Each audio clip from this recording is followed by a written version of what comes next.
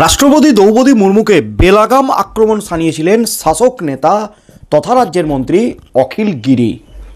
রাজ্যের কারামন্ত্রী অখিল গিরি। আর সেই কাণ্ড নিয়ে কিন্তু একেবারে তুলকালাম পরিস্থিতি তৈরি হয়েছিল গোটা দেশ জুড়ে। অখিল গিরির বিরুদ্ধে একাধিক থানায় এফআইআর দায়ের হয়েছিল। তার মধ্যেই কিন্তু সবশেষে মুখ্যমন্ত্রী মমতা ব্যানার্জি নিজে ক্ষমা চেয়ে নিয়েছিলেন অখিল গিরির হয়ে। তারপর বিষয়টি ধামাচাপা পড়লেও ফের রাষ্ট্রপতিকে বেলাগাম আক্রমণ। অখিল গিরির পর ফের রাষ্ট্রপতিকে আক্রমণ শাসক নেতার, আর তাতেই কিন্তু তুমুল হইচই পড়ে গেল একেবারে গোটার রাজ্য জুড়ে।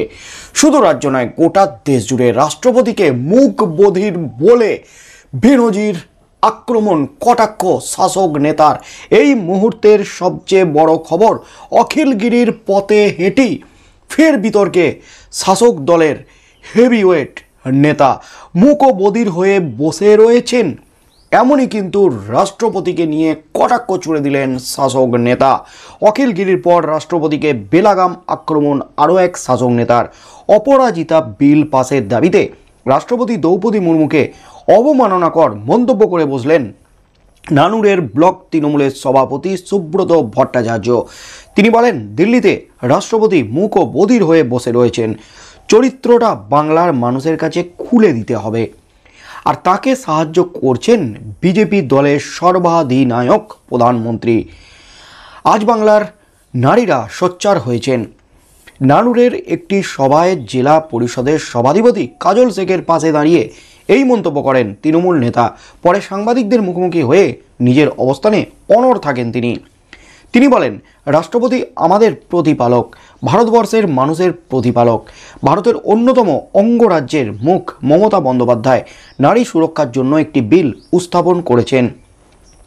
2 মাস আগে হয়ে গেছে, এখনও বিলটার কোনো পর্যালোচনা হলো না, সই করে ছাড়লেনও না। তাহলে মুখ বধির বলবো না তো কি, ওকে কি বলবো? তার বক্তব্য, রাষ্ট্রপতি যদি মানুষের প্রতি অবমাননা করেন তাহলে আর কি করা হবে? এর আগে ঠিক একইভাবে রাষ্ট্রপতিকে নিয়ে বিতর্কে জড়ান অখিল গিরি।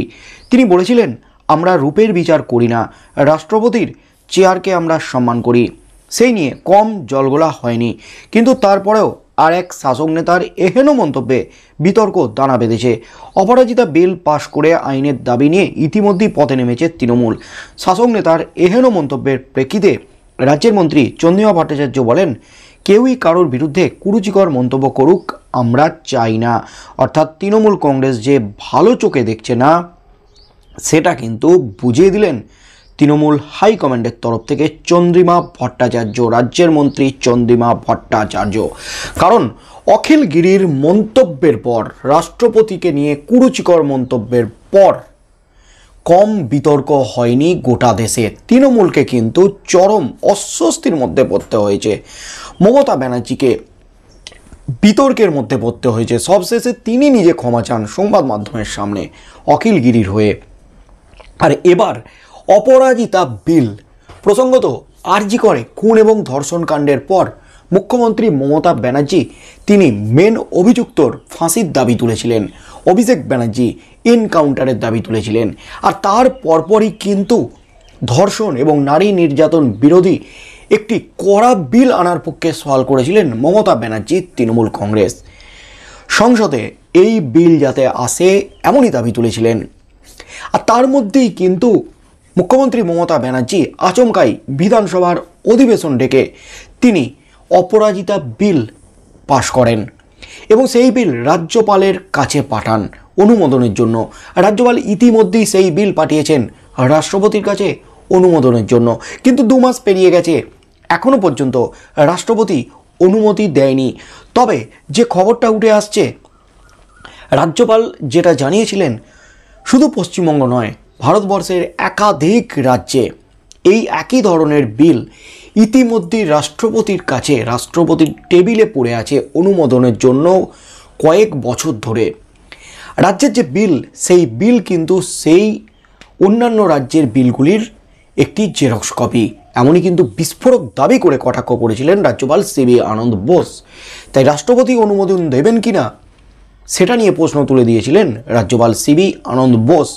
কিন্তু সবথেকে চাঞ্চল্যকর ব্যাপার হলো 2 মাস কেটে গেলেও রাষ্ট্রপতি কিন্তু সেই বিলের অনুমোদন দেয়নি। এই নিয়ে কিন্তু সুর চড়িয়েছেন অভিষেক ব্যানার্জি সহ একাধিক তৃণমূল হাইকমান্ড। এবার কিন্তু তারা রাষ্ট্রপতিকে আক্রমণ না করলেও শাসক দলের দাপুটের নেতা তিনি কিন্তু এবার কাজল শেখের পাশে দাঁড়িয়ে একেবারে বিস্ফোরক দাবি করলেন, রাষ্ট্রপতিকে মুখ বধির বলে কটাক্ষ করলেন, বেনজির আক্রমণ করলেন এই তৃণমূল নেতা। আর তাতেই কিন্তু ঝড় উঠে গেছে গোটা রাজ্য তথা গোটা দেশে। তিনি যেটা বলেছেন, রাষ্ট্রপতি আমাদের প্রতিপালক, ভারতবর্ষের মানুষের প্রতিপালক। ভারতের অন্যতম অঙ্গরাজ্যের মুখ মমতা বন্দ্যোপাধ্যায় নারী সুরক্ষার জন্য একটি বিল উপস্থাপন করেছেন। 2 মাস হয়ে গেছে, এখনও বিলটার কোনো পর্যালোচনা হলো না, সই করে ছাড়লেনও না। তাহলে মুখ বধির বলবো না তো ওকে কি বলবো? এমনই কিন্তু বিস্ফোরক প্রশ্ন তুলে দিলেন, অর্থাৎ নিজের বক্তব্যের সাপেক্ষে যুক্তি তুলে ধরলেন এই তৃণমূল নেতা। তিনি আরও বললেন, রাষ্ট্রপতি যদি মানুষের প্রতি অবমাননা করেন তাহলে আর কি করা হবে, এমনই কিন্তু দাবি করলেন তৃণমূল নেতা, তৃণমূল সভাপতি সুব্রত ভট্টাচার্য। এবার কি হতে চলেছে? রাষ্ট্রপতিকে নিয়ে এভাবে কটূক্তি করার পর এবার এই তৃণমূল নেতাকে নিয়েও কি ঝড় উঠবে গোটা রাজ্য জুড়ে, গোটা দেশ জুড়ে? তবে ঝড় ওঠার আগেই কিন্তু তৃণমূল হাইকমান্ড অবস্থান স্পষ্ট করে দিয়েছে, আমরা চাই না কেউ কোনো ব্যক্তি আক্রমণ করুক বা কারোর বিরুদ্ধে এমন কুরুচিকর মন্তব্য করুক, আমরা কখনোই এটা চাই না। অর্থাৎ তৃণমূল কংগ্রেস যে শাসক দলের এই নেতার এই মন্তব্য ভালো চোখে নিচ্ছে না, ভালো চোখে দেখছে না, সেটা কিন্তু স্পষ্ট বুঝিয়ে দিলেন। তাই কি হতে চলেছে আগামী দিনে এই নিয়ে? বন্ধুরা, আপনারা কি বলবেন?